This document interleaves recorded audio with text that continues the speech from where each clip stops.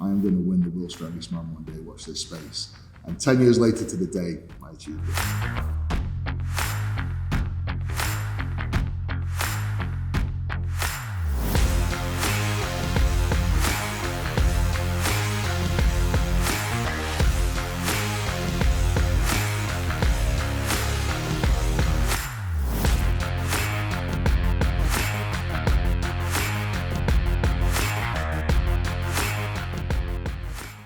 MYOBAND has been a great product for me. I joined the MYOBAND team roughly about a year ago.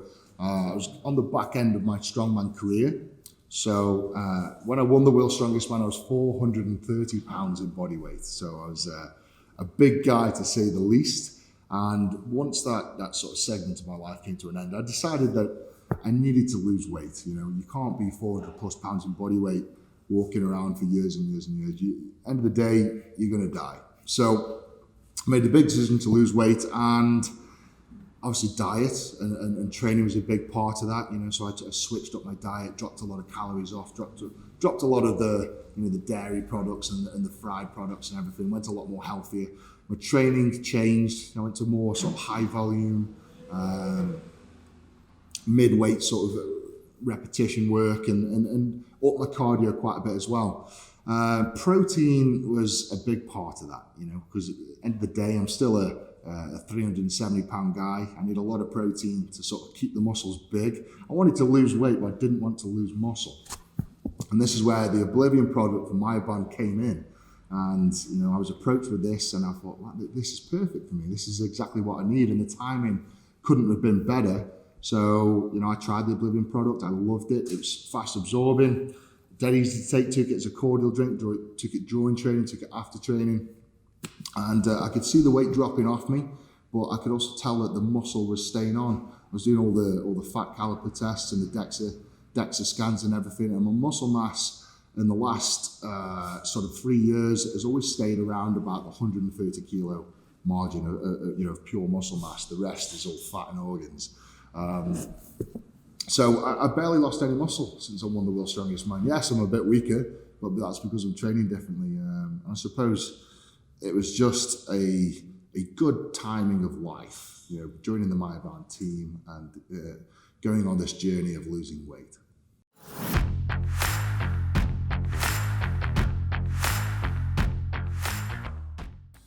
My daily routine is pretty simple. You know, I get up in the morning, I have my eggs and bacon and porridge. I will go to the gym, and basically for me, training, you need fuel. You know, you need carbohydrates to train. So I'd have a lot of carbs in my breakfast. So, you know, I'd have some toast, I'd have bananas, I'd have my porridge, and that would fuel me for my session. And then, in my eyes, as soon as you pick a weight up, and you know, even if you do one bicep curl, you've ripped that muscle, and your body is craving protein. So from the word go, I'm having the Oblivion product. As soon as I get into the gym, I'm having it all the way through my session. I usually take usually in total from the start of my session to the very end, about 6 scoops, mixed with cranberry juice, sort of diet cranberry juice. So I'm still getting a little bit of carbohydrates in there to fuel my session, but I'm getting plenty of protein to fuel my muscles, to be recovering. And then of course at the end of the session, I always have a litre of full fat milk, get the fats in, get the little bit of carbs back in, and obviously a lot of protein. Mix that with a good, the Myo 100, and I'm getting plenty of, you know, I'm getting sort of, from the start of my session to the end of my protein shake, I'm getting well over 100 grams of protein in, which is absolutely perfect for a man my size. And then obviously I get home and it's dinner time, so I'm having another hit of protein again. So sometimes, you know, if I'm feeling a little bit down, a little bit fatigued, I'll have another couple of scoops of Oblivion sort of mid-afternoon, and that's just to top myself up and make sure I'm getting the right amount of protein in per day.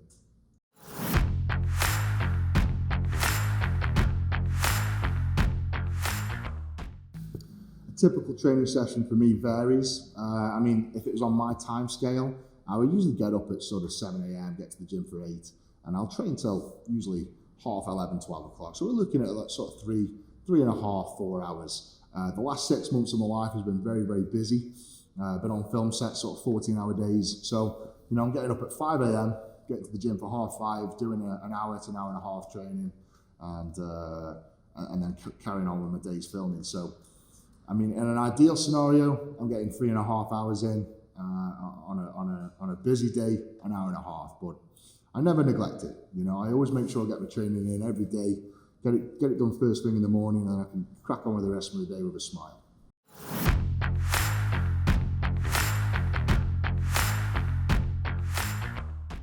So the next sort of 6 months onwards of my life, I want to maintain my body mass. So at the minute I'm sitting at around about 370 pounds in body weight, roughly about 26 stone in English terms. And you know what? I feel great. You know, I feel healthy, I feel fit, I feel energetic. In my eyes, I look good. You know, I've got a decent six pack. I think just generally, just want to maintain what I've got now. Really, I'm quite happy with the way I look and the way I feel, and obviously I want to get bigger. You know, what guy doesn't want bigger arms and bigger pecs and whatever? But I will try that. But I'm quite happy to maintain, and obviously the Oblivion product is helping me with that massively, just maintaining the muscle mass at least.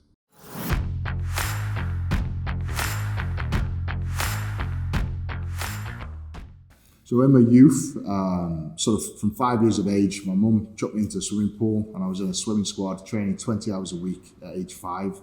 Fast forward to age 11, I was at the national championships. I won a few gold medals in freestyle, and I dominated the national scene for my age groups for 3 years in a row. Smashed British records. I was in the world class potential squad, basically the junior Olympic team, the junior potential. And things were going great, and then I sort of hit rock bottom. I had a very low point in my life. I got expelled from high school. My nan got diagnosed with cancer.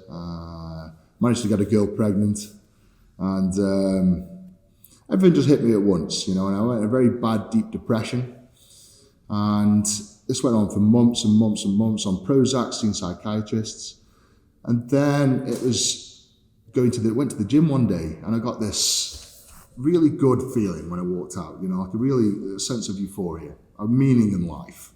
And I think from then on, I was just hooked on the process of going to the gym every day and keeping, sort of clearing your mind. You know, going to the gym is one of those places where you can go and you're not judged.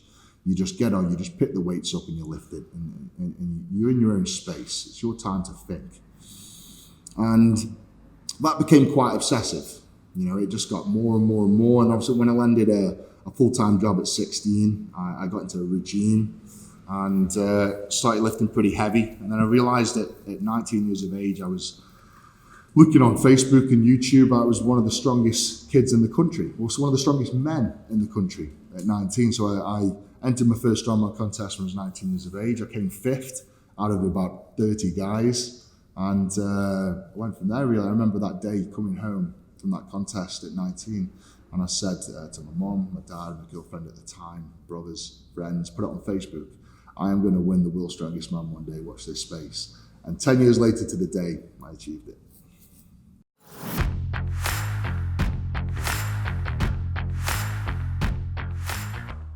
I think the toughest moment in my career was back in 2014. I was working a full-time job, so I was working 60 hours a week in my day job as a mechanic.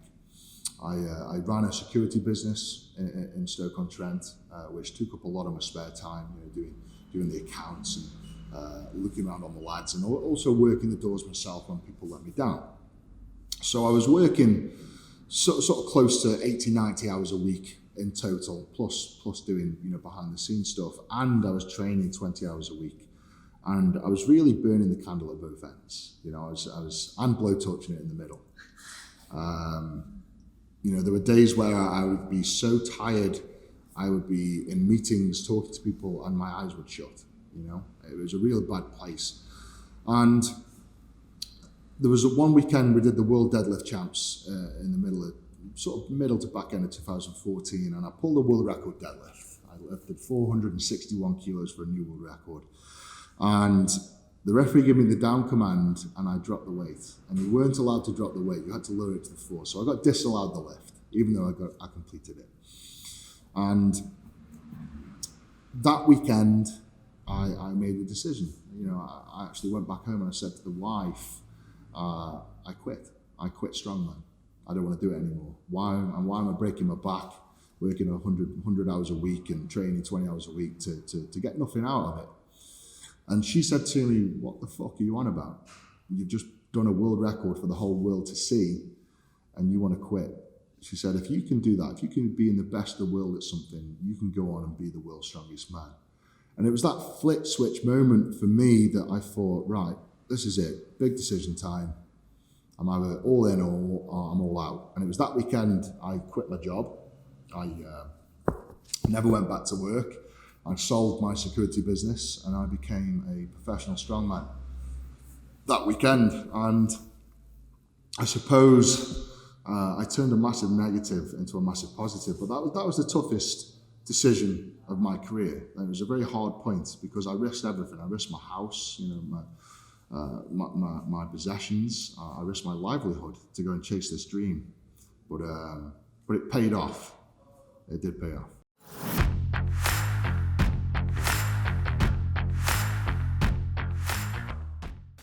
So me chasing the World's Strongest Man title was all in honesty, it was a childhood dream.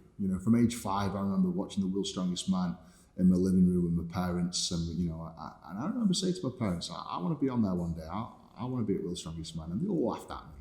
And I think subconsciously, I think that laughing fixated that in my head that I've got to be there. I've got to do that, and that's probably what led me to get into strongman, to get into lifting weights, and ultimately become very, very obsessed with becoming the world's strongest man. And I was obsessed to the point where I would wake up at 7 o'clock in the morning and I would be doing strongman, recovery, eating, stretching, hyperbaric, physio, training, you name it, I was doing it. And I'd be doing that till 11 o'clock at night, every single day, Monday to Sunday, 365 days a year. There were no days off. I'd spend at most 2 hours, 3 hours a week with my wife and kids. And when I was handed that trophy, all that obsessiveness, all that sacrifice that I'd given, not having a family life, not having any friends, it paid off. And I think that was the most satisfying feeling in the world, that all that hard work and dedication paid off. And for me, it was the biggest release. The pressure, the weight was off my shoulders, and literally I was walking around 10 inches higher after I won that title, because I just put myself under that much pressure for so many years. So all I can say is I think the best way to describe the way I feel after I was handed that trophy was relief. Just relief that I'd done it. I could relax.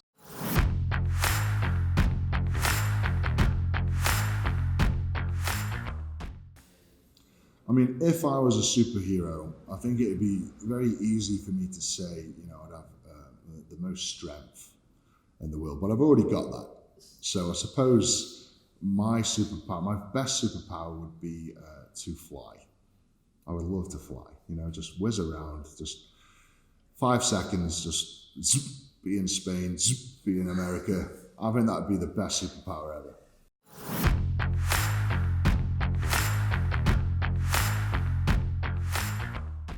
My favourite food, I've got a lot. I've got a lot of favourite foods, I'll be honest. Food's played a big part in my life, for sure. Doing a lot of TV shows, a lot of eating challenges. I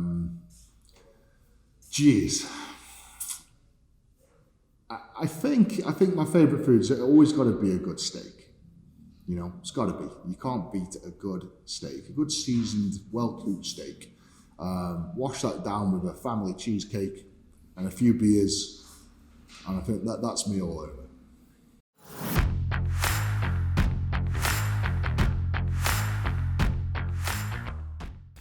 When I'm not lifting weights or battling my day for a TV show or traveling or doing an appearance or a photo shoot day, I just love to be with my wife and kids. I've spent a hell of a lot of my life chasing dreams that I sometimes forget or neglect my family at home, and it's really nice when I get the opportunity to take my kids out, take my wife, daughter, son, and take them to a park, take them for a day out. I think that is my ultimate sort of unwind day. It might still be stressful, I've got a little boy who's very, very excitable and loves to punch me in the dick. But I think other than that is the way I love to relax.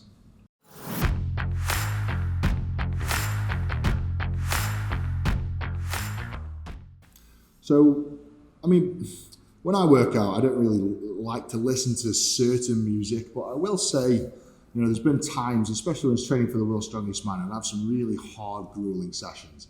I would always get the MC at the gym to get Eminem on, And Eminem, for me, is something that takes me back to my childhood, not the dark days, the nice days, the days where I'd be hanging around with my pals, smoking a bit of pot, chilling out, good summers, good times. And I think music that does that to people, I think everyone's got a song that will take them back to a nice memory or a nice relationship or, a family member or something. And Eminem has always been that guy for me. He's always taken me back to that happy place.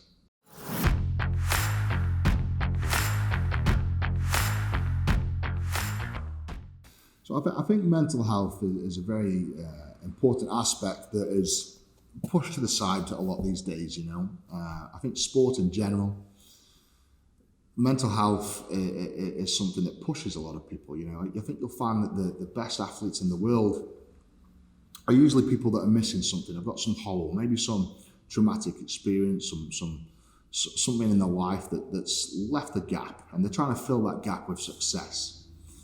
And I suppose what I did with the World's Strongest Man is use that busyness, all the training and the obsessiveness with the recovery and the food as a gap filler.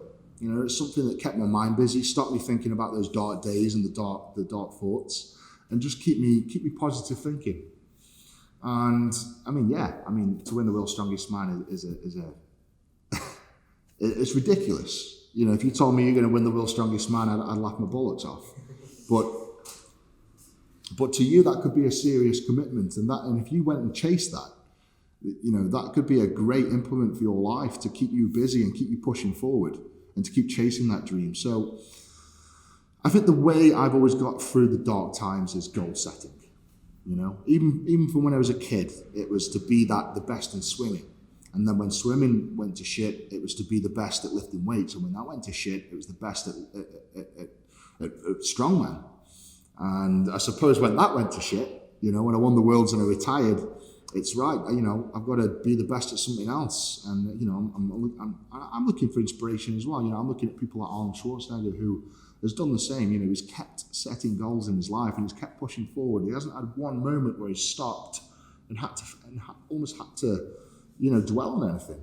And I suppose since the strongman, I've reset my goals. I want to sort of make my living out of TV shows and movies and whatever else, and I'm attacking it. And from what I can tell, I'm being quite successful at it so far. So I suppose that would be my advice to anybody struggling, going through those dark days, or maybe just looking for a way to improve on the life. It's to set goals and stick to them.